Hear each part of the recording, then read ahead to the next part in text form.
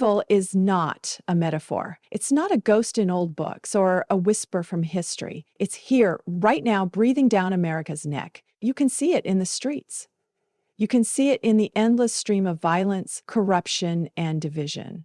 You can see it in the headlines where once again lives are taken senselessly. Charlie Kirk among them today, alongside countless others whose names may never reach national recognition.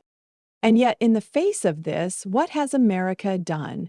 Too often, nothing. Too often, we've hoped the storm would pass, that someone else would rise up, that politics would fix itself. But hope without action is surrender, and surrender is exactly what evil feeds on. I don't say this as a Democrat or a Republican. I don't wear those jerseys, and I don't care for the endless game. I say this as someone watching a country at war with itself, a people distracted while the real enemy moves freely.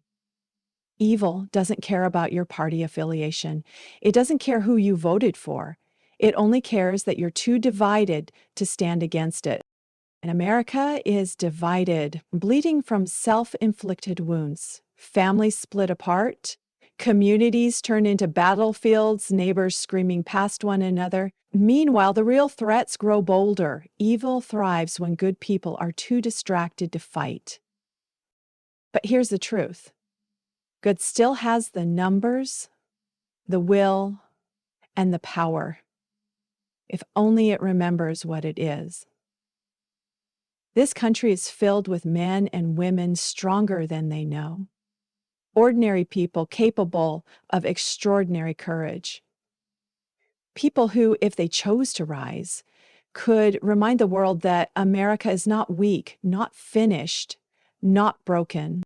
What's needed now is leadership, not the hollow kind that flows from podiums, but the kind that rises from homes, workplaces, schools, and churches.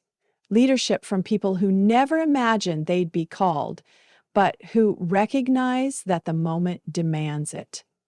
Strong men and women who refuse to be silent any longer. Because silence is complicity, division is surrender, and America cannot afford either.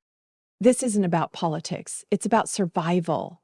It's about whether this nation will allow itself to be consumed by the darkness clawing at its doors, or whether it will rediscover the grit, unity, and courage that built it in the first place. The fight between good and evil is no longer theoretical. It's now. The only question left is whether America will rise or fall. History is watching. Evil is waiting. And the answer rests not in Washington, not in parties, but in the hearts of the people themselves.